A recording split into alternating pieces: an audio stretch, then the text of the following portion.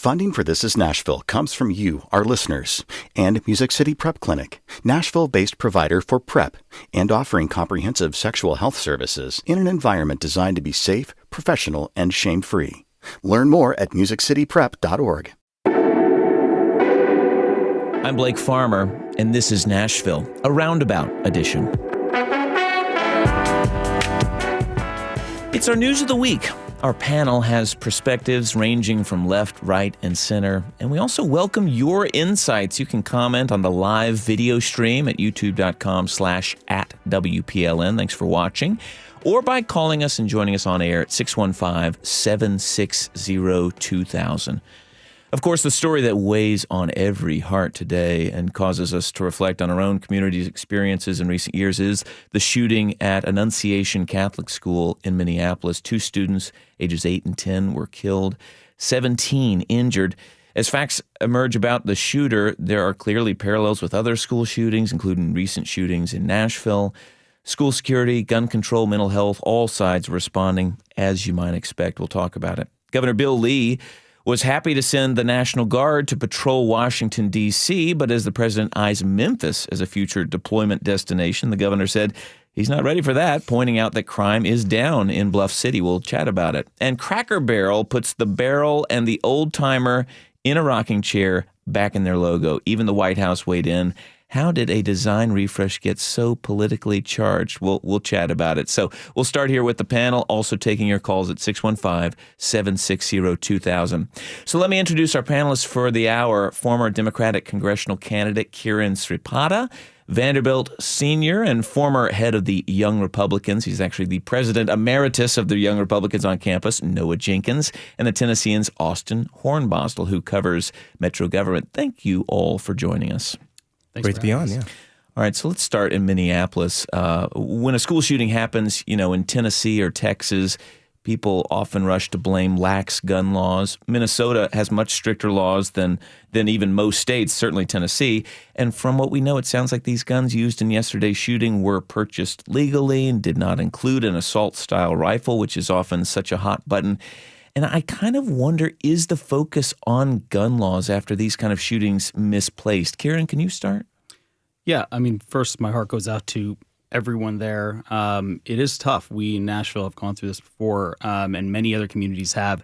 I don't know. Look, even Trey Gowdy, former Republican congressman, was on the news, I believe, last night, talking about how at some point we have to look at the common element among all these shootings as guns and also weigh what that means in terms of saving our children versus the Second Amendment. Now, this is a former Republican, not a liberal by any means, but I don't think it's a bad idea to have the conversation. I don't think that it's a bad idea to talk about this because it is the common element, and it is something that any parent, myself included, constantly worries about day to day as we send our kids to school. I also don't think that we can have this conversation about guns and other things at the same time. We are pretty advanced people, I think, and shouldn't be localized to just one issue or let them tell us we only have to think about one. So, yes, I do think it's the appropriate time to talk about guns, as I have for pretty much every shooting. And I think that common element theme that, as I said, others are echoing is something that we should really be listening to. Yeah, Noah, what about on a college campus? I mean, what is the reaction when there's yet another school shooting? Yeah, I must say that I haven't heard a lot of people talking about it today. Of course, it's still fresh. Yeah. And I think a part of the tragedy with this series of school shootings is that, well, it's a series of school shootings that we've seen, of course, locally from Florida. So we saw it in Parkland in 2018. So, of course, with that happening so much, there comes this tragedy of it becoming, to a degree, kind of normal, right? Mm-hmm. The shock that I'm sure the country experienced when Columbine happened is not the same level of shock we experience today because, like, okay, another school shooting. With that being said, I do think that there is this understandable response to want to politicize, to seek a way to stop and end these things from happening immediately after they happen. But in response to that, I will say that I think there does need to be time to mourn at times. I think this impulse to try to seek a political solution immediately after it happens, I think takes away our what we need, which is a period of mourning to give our thoughts and prayers to the community. But of course, that's not to say that we should not, in the grand scheme, seek political solutions, and I'm sure we'll get more into that. Yeah, if you want to weigh in, the number is 615-760-2000, and we're going to move on here, but happy to come back to it if you call in and want to bring us a comment, which we welcome.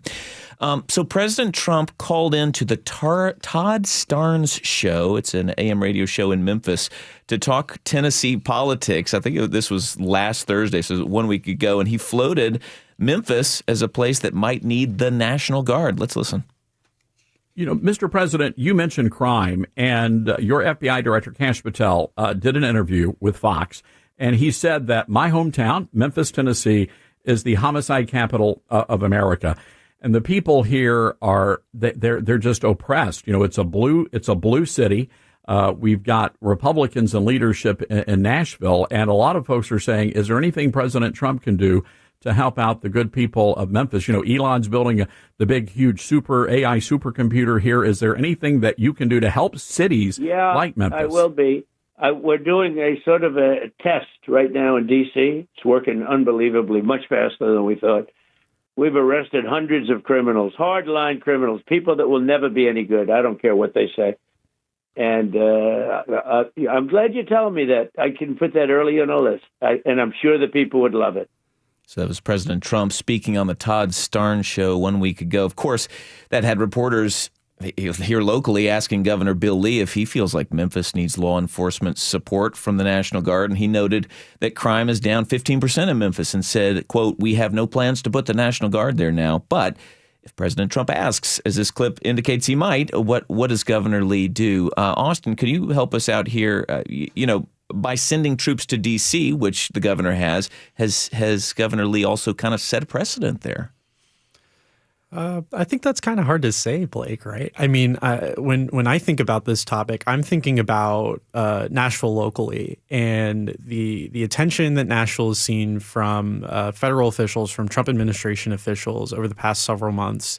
I suppose you could say is an indicator. I don't necessarily have an answer for you either way on that. But I mean, you look at May when we had a U.S. Immigration and Customs Enforcement operation here at Nashville that was pretty significant, and the immediate wake of that event, the response from Nashville Mayor Freddie O'Connell pretty immediately took on a lot of criticism from folks like the Trump admin's border czar, Tom Homan, on Fox News. That was something I reported on. And then kind of a similar response to that in some ways, where I go to media roundtables with the mayor every Friday. And one of the topics that typically is discussed is that the crime numbers here are also falling. I've got a note here that from a recent roundtable, he highlighted that just total crime in Nashville down 10% year over year, violent crime down 11%. So ways that we're kind of setting a framing, I suppose, for there not being a necessity for that sort of action locally to Nashville or to Memphis or otherwise. I mean, whether it's the governor giving you those statistics or the mayor of Nashville, that's at least what I've clocked. Noah, how does this feel, amongst folks who, are on the right and trying to find a way to support the president, and then all of a sudden it comes to their town and they say, whoa, the guard on our streets, we don't need them here. Yeah, well, I think the first distinction I would make is between D.C. and a city like Memphis or Chicago. He's also floated too. D.C. is one argument I make against D.C. statehood, for example. D.C. is the federal district. It is meant to be a neutral arbitering ground for the other 50 states. In a way, it's a living monument, I would say. And with that, I think comes different considerations than the ones you might give to a city like Memphis. So I do think that the president's crackdown in D.C. is totally justified. Now, when you start talking about a place like Memphis, I think that's where it gets a little more problematic, I would say, legally, and I think also in principle, given that Memphis obviously is in a state, not in D.C., that federal district. But I would say, for an example, like Chicago or New York, those cities, even though they are within states, almost have that same quality as D.C. as being hallmarks of America. Of course, New York is a big symbol of America. Chicago, big symbols of You're America. saying people feel some ownership in Chicago, even if you've never lived there. Say one more time. Sorry. Well, that people might feel like that's an American city exactly. right Yes, there. That's exactly. And I think New York is the epitome of that as well. Yeah. So I think when you have problems like crime in these places, and by the way, we're talking about decreases in crimes. We've got to remember that these places at a baseline already had an extreme amount of crime. So of course the decreases are good, but that's not to say that crime all of a sudden is not a serious problem in these places. But Kiran, you want to weigh in here? Yeah, I mean, first, I'm not going to diminish the fact that there's crime in cities, right? Especially if you live in certain neighborhoods, you're going to see it no matter what the statistics say. I'd also just want to remind everyone that D.C. was not the first foray into this. It was Los Angeles.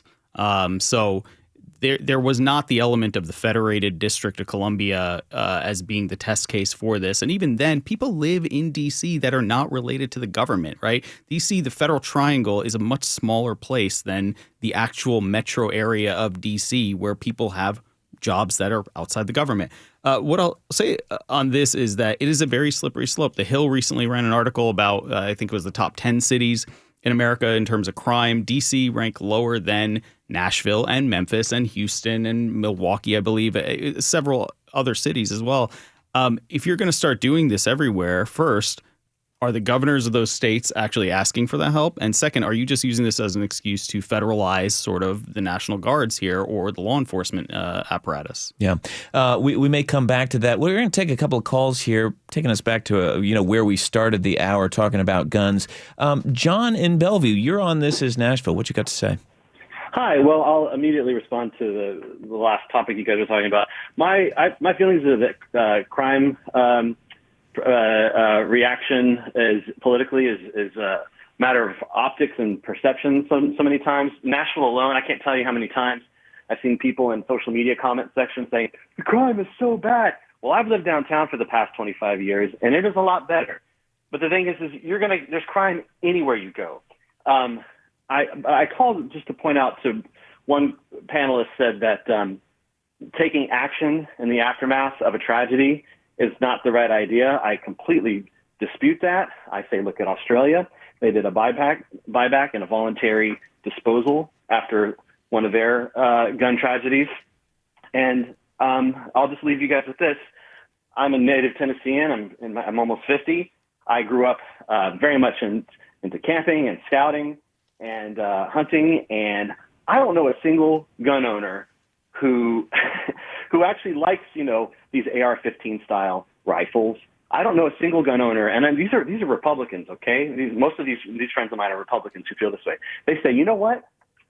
Make me get a different permit. Make me go through one more step so that this guy or this guy can't get the parts, or even go out and buy a 9mm semi-automatic. Just make it a little harder, because I don't see our state government treating guns with respect. I see them worshiping guns, and I was raised to teach firearms with respect. Yeah, John. Doing nothing is not respecting the firearms. John, we take your point. And no, would you like to respond? Yeah, I do want to clarify. What I was saying when we first addressed this was not that we should not ever consider action and just do thoughts and prayers and call it a day. What I was saying is, in the immediate aftermath of these situations, I believe the best course to follow is to take a second to mourn and to respect the memories and the lives that were lived, instead of immediately jumping into the political fray. With that being said, I of course do think that it should be addressed. And I guess if I could just briefly explain my perspective on this, I really do believe that the best way to help resolve these situations is to fortify schools. I saw, of course, there's a lot of information still floating around the whole Minneapolis situation, but I saw something that the Diocese of St. Paul in Minneapolis requested after actually the Covenant shooting here, more police presence. I'm not exactly sure what came of that, but I do think that that's the most immediate thing we can do to help prevent these situations. Hardening our schools. After Parkland in Florida, I know my county in Florida, I was raised in Florida, by the way, made all schools single entry, have one single point of entry. I remember my middle school was a pretty open air situation, as were many older schools in Florida. They put a big fence around the entire school and put an SRO right in the office where that single point of entry was. Since Parkland, as far as I'm aware, we have not had any, at least significant, school shooting situations. So I think that's the most immediate thing you can do to protect our students. Yeah. No, thanks for that. And John, appreciate your call. We'll go to the phones again. We've got Debbie on the line, I think calling in from Huntsville to also talk about guns and schools. Go ahead. Hi. I'm a high school teacher. I've been for over a decade. I just want to say that for teachers, this happens. We are heartbroken, but we understand that, you can fortify the schools, and it's good. It's good. All the SROs, all the gates, all the, bulletproof glass, all of that. But it is at the student level. Like every kid that's on our rolls, we have 100, 150 students per roster, per teacher. Every student, we're looking to help them understand that they are important, that they're significant, and that they're safe. Security and significance, no matter what subject you're teaching, math, English, history, that is what they need to get, And when this happens, we miss this kid. We miss him.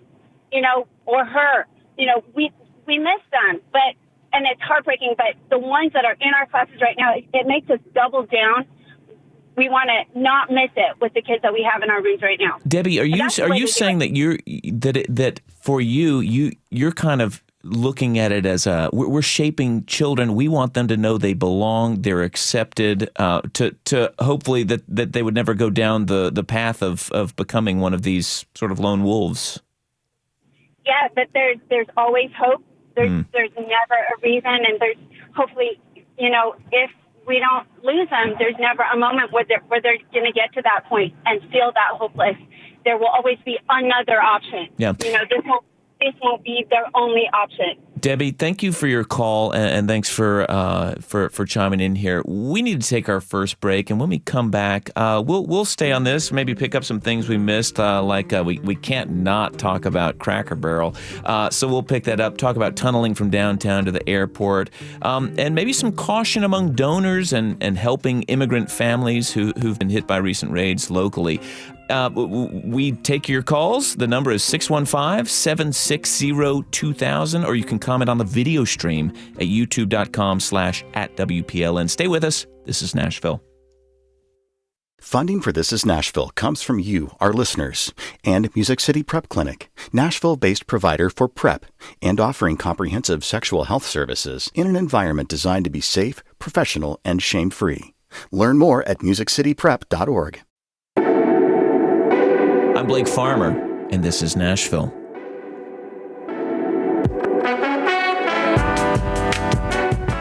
It's our weekly Roundabout. Our panel represents views spanning left, right, and center. Not that every issue breaks down neatly across ideological lines, if it breaks down at all. We've got Vanderbilt young Republican Noah Jenkins, President Emeritus on campus, former Democratic congressional candidate Kiran Sreepada, and the Tennessean's Austin Hornbostel. If you'd like to join the conversation, call us, join us on air. The number is 615-760-2000. You can also leave comments on the video stream. It's at youtube.com/@WPLN, and we can work those into our conversation.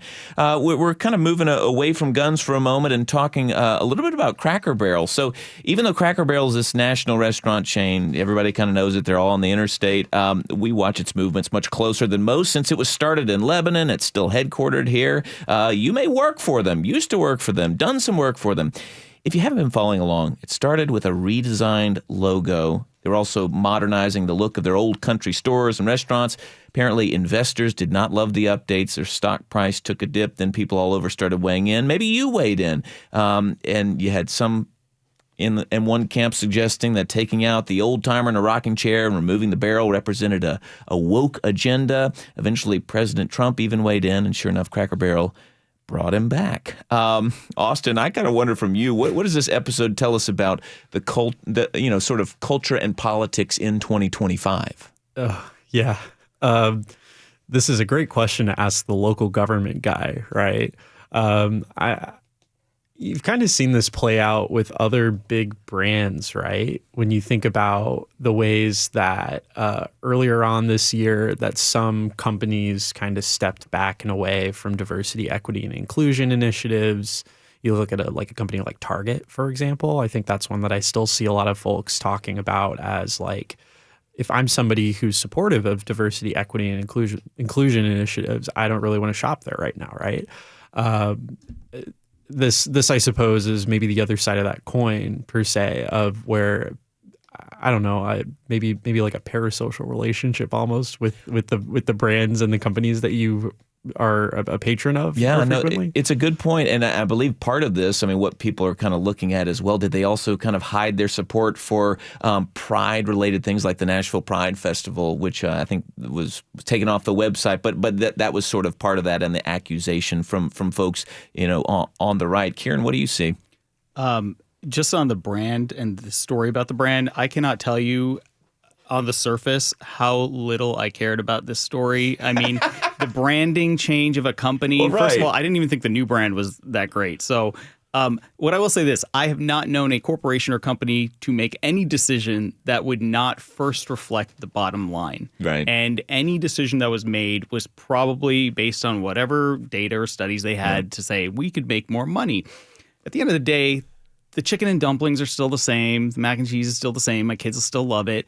I just think that it's, as Austin was bringing up earlier, we have a tendency now to take almost anything and basically fit it into our side. Yeah. Right? I mean, this is a pretty... Can you believe that there were sides to this? Right. And it's a marketer's dream, right? We're all talking about Cracker Barrel when we weren't last week. I guess I don't know if it's their dream, but it might be. And I guess in the vein of no press is bad press. Well, I think President Trump, when he was trying to, urge them to change back, he said it could be worth $1 billion if you play it right. I know it's tricky. You just think, wow, okay, well. All right. Well, we may pick that back up if there are callers. If you'd like to join the conversation, 615-760-2000 is the number. Let's go to the phones now. It might take us back to the topic of guns, but we're here for it. Maria in Nashville, you're on. Hi, can you hear me? I can. Great. Real quick, I'll try to be real fast so I can listen. 2 points. One, with the National Guard going into all these cities, what struck me as unusual is that they're not being deployed, or I can't see that they're being deployed in the parts of town where the crime is. They seem to be putting them in tourist areas and where, like Georgetown for D.C. I'm like, come on, Georgetown. And all the tourist attractions, and I see them putting mulch down for landscaping. And it's like, if they go to Chicago, are they just going to put them on Michigan Avenue instead of the south side of Chicago? It looks like they're just going for photo ops. That's my opinion. Secondly, on regulating guns, it seems to me the fastest way to do it is to regulate just the ammunition. If everybody needs to just say, look, you don't need to buy 1,000 bullets per month. If you do, then you may need some target practice. Let's say, okay, no one needs more than 100 bullets in a month. What is it you're trying to pull off here? Yeah, and that's it. Maria, you're so succinct. 2 points in 1 minute. We'll take it any day. Noah, I wonder if Maria has a point that there could be simpler ways to regulate that could be effective when it comes to guns. Yeah. I've heard this argument before, various ways to reduce people's ability to use the gun or the availability for guns to be used in massacres like this. I think one effect that people forget, especially I think in an American context, is, making something illegal, I think, in principle, only works with those who are law-abiding, right? If you are going to make the ammunition harder to get, if you're going to make the regulatory process harder, if you're going to outright ban a certain style of gun, the people who are going to be actually doing that are going to be the ones who are law-abiding, the ones who are, very committed to the idea of harming people. I think it's very likely what you're going to see is them seek other means, probably at that point illegal means, to... I have a response to that. Sure. Maria, hang on. We'll let you respond. Okay. To obtaining the weapons or whatever means they can to harm other people. Yeah. I think the most immediate problem here, from the point of view of the person doing the people doing these massacres, is that will. They have that will to do these massacres. America, roughly speaking, has per capita had around the same level or same amount of guns. In fact, it's slightly decreased, I believe. over, let's say, the last 50, 60 years, from what I remember. Although it's like an eye-popping number of guns. It is. More guns than people, I believe. But we didn't see this level of mass school shootings back in the 70s and 80s. I think there's, I believe an earlier caller was talking about making sure every student's heard. I think there's a serious mental health component to this too. Yeah. So I think those are the two, I think, most immediate directions that's going to be taken from the mental health side of things, and also what I was saying earlier about hardening the school. So if somebody does still decide to do this, they're stopped immediately. Maria, you got a brief rebuttal? Yeah, to say that we can't do this because, making it illegal, they're going to try, it's going to go underground or whatever. That can be said about every single law ever passed. It's an argument that's old and been used many, many times. If that were the case, why would we have a law against anything? Yeah, Maria, you make a good point there, and we thank you for bringing it here. Okay. So I'll jump off. I appreciate it. A comment from the YouTube stream, if you're watching. In fact, Infinite Valence is very active these days. So reveal your true identity at some point so we can know. But he says, can anyone explain what was woke about the new logo? Still just can't figure out what makes something woke. It just seems so arbitrary, which maybe what our next callers also talked about. Daryl in McMinnville, we've got you on This is Nashville. Yes, thank you. And thank you for allowing me to comment. I don't have a political dog in this fight. I'm just talking about it from a design perspective. Well, help us. You had a well-known logo that has, I think, served the brand very well. And this just seems to kind of be a regression to almost a non-design, just some black lettering on an orange background. And I do think short-term it may get a bump from all of us weighing in on it, but long-term, I think it's a step backward for the company. I know the founders, just as it happens, and I just think that they're poorly served by this particular move long term. Well, I think that the move has now been reversed, so nothing to fear. I think you'll still see the same logo. I did see a designer though weigh in on it in my personal feeds and was saying, well, it's an interesting design, but it actually doesn't translate very well in sort of the modern age where you might have like a little icon. It's like you can't even tell what's in there, and some of the words are really small. So he was in favor of the new, but we're right there with you, Daryl. Daryl McMinnville, appreciate you calling in. Let's go to this story and pick up another topic. A fund set up by the Community Foundation of Middle Tennessee to help immigrant families hit by raids with immediate needs. It's kind of shifting its focus to legal assistance. Austin's sitting up in his chair because he knows the question's coming to him. But it's the Belonging Fund, which may sound familiar when it was announced earlier this year, was part of some of the political backlash toward Nashville leaders when the city was seen as resisting the immigration sweeps that were occurring here. And at the time, organizers said these donations would not be used for legal services. And now that's really, it sounds like it's changing. Austin, you wrote about changes in the Belonging Fund. Why does it matter if these private donations may shift from helping families with childcare and housing to legal services? Sure. Yeah, I did write about it. Yeah, this was several days ago that it published for the Tennessean. I think that the interesting thing for me, and something I had a question about, is if somebody donated to this fund and the idea was I'm donating with the idea that this it was initially framed as going toward helping families who had a loved one who'd been displaced as a result of being detained as an undocumented immigrant with like childcare fees, or costs that they're losing a breadwinner and they cannot afford to pay. So going from that to paying for legal services, which both the mayor and the CEO of the Community Foundation, Al-Qaeda, were pretty clear about when announcing the fund wouldn't be going to legal services. And I've learned since then in talking with staff at the fund or at the foundation that it was always the plan from their perspective. Yeah, that's what they said in your story, which you think if it was always the plan, but you sort of really downplayed it at the beginning, what gives. But I assume that the thought is it's far more controversial to make it sound like we're setting up a legal defense fund for these folks. Sure, and especially when early on, I mean, I talked about that scrutiny from the federal government earlier. There was scrutiny on the Belonging Fund too. politicians like Andy Ogles saying, "Oh, we need to investigate this fund and see if the government of Nashville and Davidson County is contributing to it," when they were pretty clear that no, we're not, and we can't. And it's all coming from private donations, right? Yeah. So there already was that scrutiny. And that was a question that I had for the community foundation. I was like, I mean, was this like a concern? Is it a concern still? Mm-hmm. Like, are you worried about it being something that you make this shift now and then there's a renewed and heightened sense of scrutiny? And I think there already has been, at least in like social media posts. Not that I've, done a whole lot of looking at that, but I think that's interesting. Well, so they raised, I think, $500,000 or so, and I think they said at the moment they've kind of put a pause on actually distributing the money, which might make a little bit of sense since things have settled down to our understanding. But Kiran, I wonder from your vantage point, is there reason for them to tread lightly when you're talking about providing legal services to these families? First, full disclosure, I sit on the board of Turk Votes, which is not the same organization, but obviously, as in Tennessee Immigrant Refugee Rights Coalition, the kind of political arm of Turk. Exactly. Yes.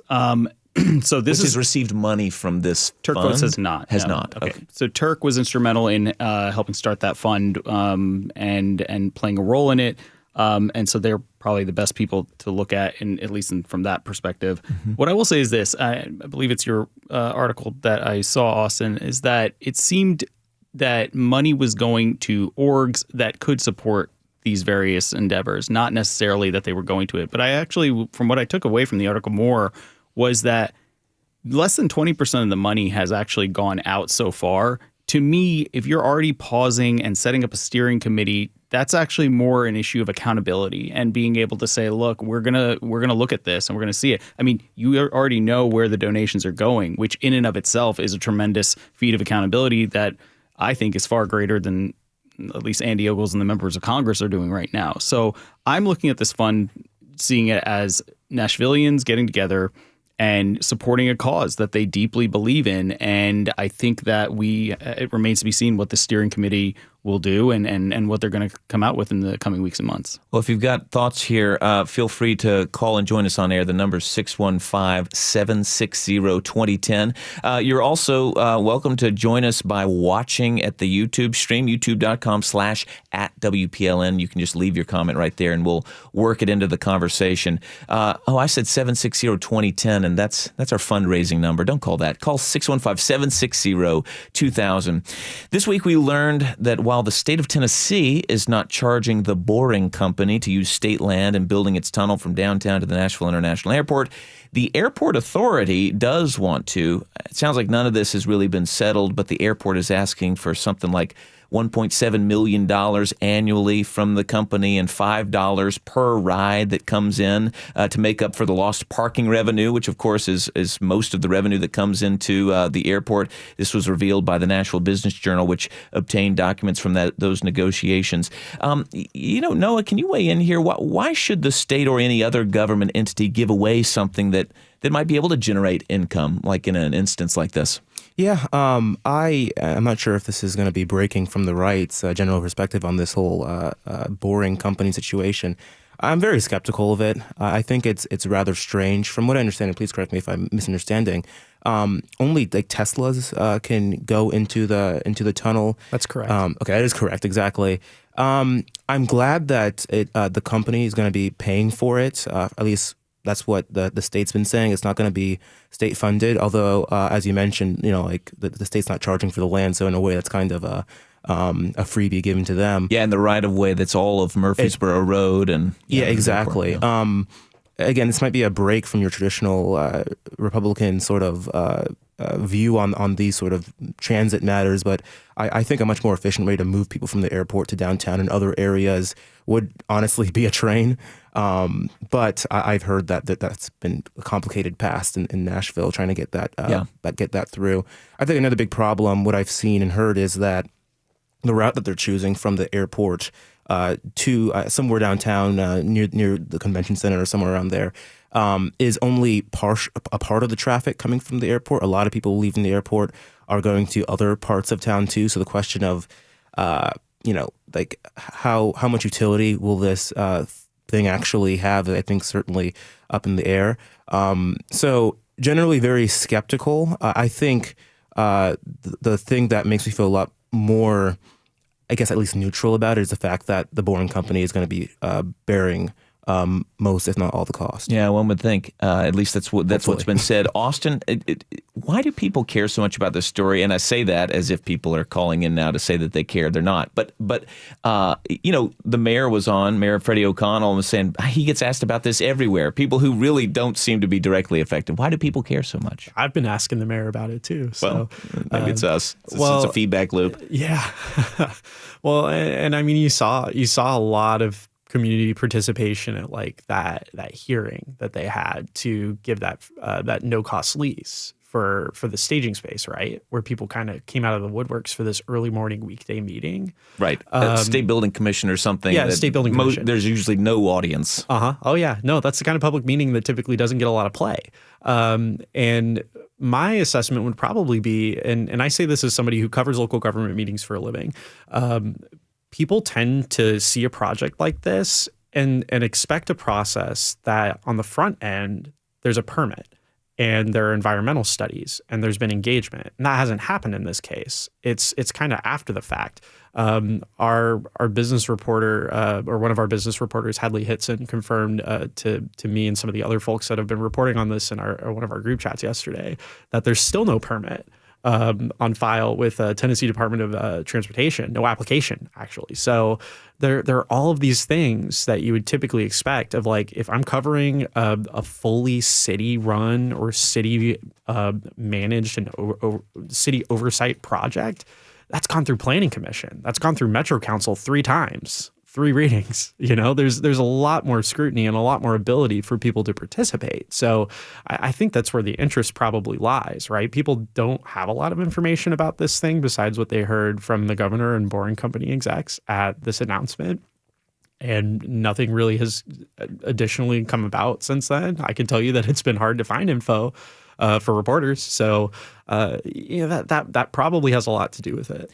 Well, we may come back to this, the tunnel going from downtown Nashville to the Nashville International Airport, but we need to take one more break. When we come back, we'll see what we can fit in, maybe updates about NASCAR's return to Nashville, going armed in parks. We'll start there. Maybe headlines that you may have missed, or is there something that we're missing you'd like to fill us in on? Join the conversation with a phone call, 615-760-2000, or comment on the video stream at youtube.com/@WPLN. Stay with us. This is Nashville.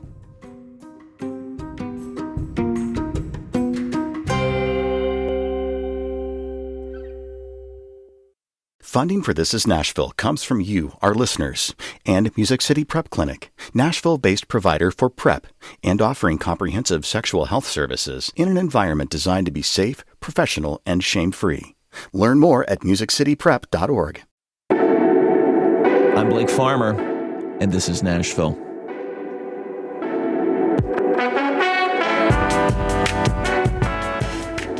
Well, we are back with our Roundabout panel, bringing you perspectives across the political spectrum on the week's news that affects your community. The Tennessean's Metro reporter, Austin Hornbostel, we're giving him anything but questions about Metro. Vanderbilt Young Republican President Emeritus Noah Jenkins, and former Democratic congressional candidate Kiran Sreepada. Not that you'll always just be a former Democratic. Listen, he's a policy advisor. How would you explain what you do? I do, and I've done a lot of policy advocacy in the past. I also reach out to candidates. I was telling Noah earlier, I have a problem with the consultant class in politics, and I think there's a lot of information out there that just should be free for candidates who are not the wealthiest and don't have these fundraising skills, but are good people who want to run and do good for their communities. So I try to reach out to them and give them anything I can to help them along. Well, you heard it right here. If you'd like to join us on the air, the number is 615-760-2000. We're going to dive into this, and it's kind of a thicket. I spent a while this morning reading the few stories about it from this last week to help myself understand. And once I saw David Rabin being quoted, I thought, okay, here's an authority on gun laws. I think I understand this. But a panel of judges has overturned Tennessee's law that restricts carrying a gun in state parks.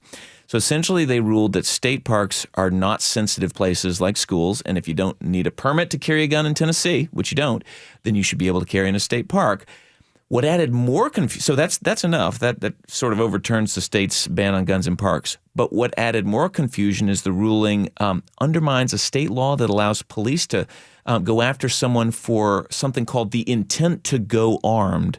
And apparently this is different from simply being armed, carrying, almost like they intend to use the weapon. Anyway, even the governor's office, I think, was a little confused by what to make of this ruling this week. And it seems it will certainly be appealed, probably by the Tennessee Attorney General, if I understand correctly. But Attorney David Rabin told News Channel 5 that this intent to go armed really was in conflict with the permitless carry that was passed a few years ago in Tennessee, where you could carry without having a permit. So long setup there. But Kiran, I don't know.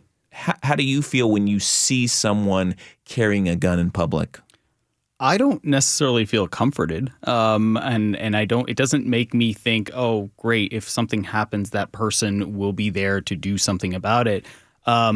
Maybe I'm not hanging out with the right people. I don't know, but I will say that this goes from our earlier discussion as well. Mm-hmm.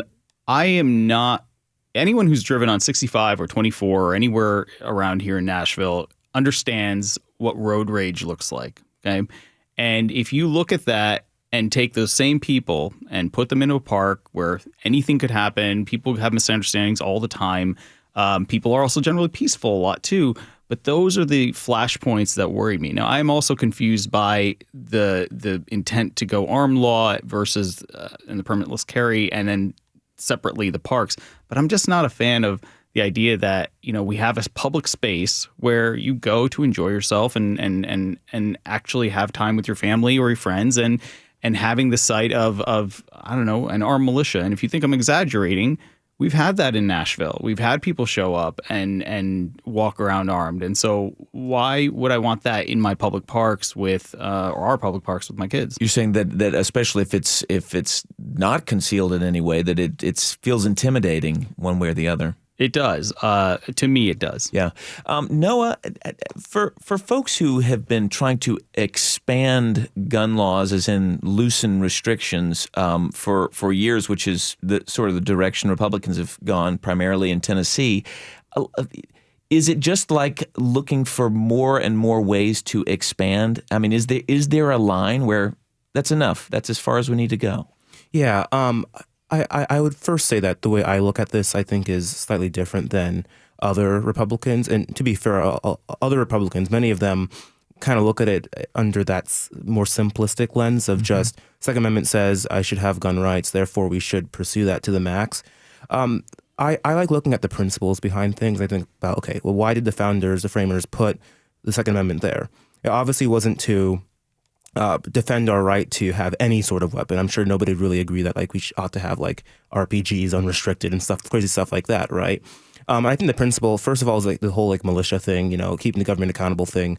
But I think an underlying natural law principle there is the ability to defend oneself, and I think that requires the ability for people to have somewhat equal firepower to what they could reasonably expect to have. That's why I would say an AR-15 ought to be protected, because one could reasonably expect that if something were to go down, that could potentially be what they're going up against, but not an RPG or a nuke. No one's going to show up at your house to rob you with an RPG or a nuke. It could happen, but it's outside of what we reasonably would expect. So that's kind of how I look at these gun laws. Now, addressing the whole state parks guns kerfluffle thing, I would agree that there's certainly legal stuff that needs to be sorted out here. I think that needs to either happen in the courts further or in the state legislature.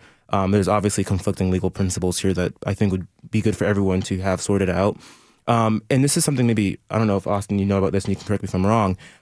State parks also include the big state parks where you're going hiking for tens of miles, right?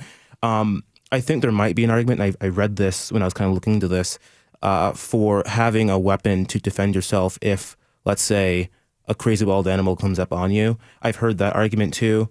Just putting that out there, I haven't really assessed it. You're right that when you say park, some people have a certain thing in mind. Maybe they're thinking Radnor Lake, which is a state park, not very big, in the middle of town. Very different if you're at Savage Gulf, which is, thousands of acres. A great point there. If you want to chime in on the conversation, I'm going to give the number one more time, but you'll have to move quickly. 615-760-2000. As we round the corner to end, let's maybe share a few stories that have been undercovered this week. I'll start with mine. It really needs no commentary, but data from the Substance Abuse and Mental Health Services Administration shows that adult drinking rates decreased in every state from 2013 to 2023, over a decade, except in our state of Tennessee, where it rose 6.9 percentage point. Now, we're still lower than a lot of states in consumption, even though we've gone up as everyone else has gone down. But there's something going on there. Frankly, the few stories that are out there about it, no explanation about why that could possibly be. So I don't know. Austin, what you got for us? My story? It hasn't been unreported because I've reported on it. I just think it's undercovered. Undercovered. Maybe there weren't enough people talking about your story. Why don't you start talking about it now? Yeah. Well, and oddly, there were more page views on this story than I get on other ones that I write. Okay. So, I've been interested, fascinated actually by the divestment from the federal government in the Estes Kefauver Federal Building in downtown Nashville. All right, so this is the building that had all of the federal courts in it that people often said was ugly, Thompson. Right? Because it's just a block. It's like 75 years old, so it's really aged, which makes sense why it would be recommended for divestment. But earlier this year, federal agency signed off on that, and now it's kind of the most recent reporting I did was on the parking garage for that building being scheduled for demolition, and that's supposed to, if it hasn't happened already, it'll start this month and be done before end of year. And then my curiosity is what happens to the agencies that are in the building still, because the court moved out to Fred D. Thompson when that opened several years ago. But you've still got IRS in there. You've still got U.S. Army Corps of Engineers in there. You've still got the VA. And not 6 months ago, the big IRS field office that we had here in Franklin was closed. So where are those folks going to go? I'm interested in that. I've been following that one. Well, we're going to take one quick call because, Matt, I just have to have you say this on the air. But Matt from Gallatin, you're on This Is Nashville. Taking the call. I appreciate everything you guys do, and I love NPR, but please stop using the word kerfuffle today. I've heard it probably 12 to 15 times. Listen, it's my own fault. I inserted it into a promo, and then we started using it here on the air, and that's on me. So, Matt, I'm going to take that. I really do appreciate the call, Matt from Gallatin. Thanks for listening. Noah, do you want to wrap us up with a story you're looking at that maybe not a lot of others are? Yeah, this actually is it's a national story, if that's okay. It's not local. It is the president's flag burning executive order. I know that it was a big story this week, but as we often see in the Trump era, there's a lot that comes out in a week. So even big stories get buried. But I think that one provides a lot of opportunity for conversation about what exactly we mean when we assert the First Amendment. I think it's a very interesting conversation. So it's a ban that it would actually be illegal to burn a flag. Right. And I believe that EO also had prescribed jail time for people who, again, I'm giving broad strokes here, but I think it's a very interesting conversation that could be had, especially given, of course, the conservative icon in the Supreme Court, Scalia, Texas v. Johnson, I want to say it is, spoke out against or wrote out against restricting people's ability to burn flags. I know you don't have time to really get into it. I happen to agree with the president, maybe not the legal mechanism, but again, I think it's an excellent opportunity for a very interesting and important conversation about what we mean by the First Amendment. Kiran, what does that bring up for you when you think about trying to maybe outlaw that kind of speech, like burning a flag? Yeah, I mean, I take it to what it means, right? It's usually an issue of offense where somebody feels offended because they see the symbol being desecrated or not respected. I would argue that, we have the same issue with the famous case of if you're going to defend free speech, you have to defend the right of the KKK to say what they want. The idea is that offense is not the grounds from which we shirk away from principle. The principle here is that is my right to do so. You may disagree with it. You may not want to talk to me again, but it is still a First Amendment free speech right. No. Well, that's all our time for the weekly Roundabout. The music's playing, and we didn't even get to take an odds on whether Taylor Swift and Travis Kelce will get married in Nashville. We don't think so, but we'll take the odds. We'll be back next Thursday with more headlines to digest together. Thank you for joining the conversation by phone and online at the YouTube video stream. Thanks to Noah Jenkins, Austin Hornbostel, and Kiran Sreepada. Thanks for tuning in this hour. This is Nashville is a production of Nashville Public Radio. Today's episode was produced by Mary Mancini, directed by Tasha A.F. Limley, Josh Deepin working the phones. Our board operator is Liv Lombardi. Masterminds behind that theme music, Larange and Namir Blade. If you want to listen back to any of our shows, like this week's episode featuring solutions for caregivers in Middle Tennessee, or our In My Place series about the unhoused, visit thisisnashville.org or wherever you get good podcasts. You can also just ask a smart speaker to play the latest episode or watch the archived video stream on YouTube. The conversation does not have to end. You can comment, tell us what you want to hear on the show by leaving us a message at 615-751-2500. You can also find us on Blue Sky and Instagram and X at This Is Nashville. And just try not to use the word kerfuffle because we've already overdone it. This is Nashville. I'm Blake Farmer. Go in peace.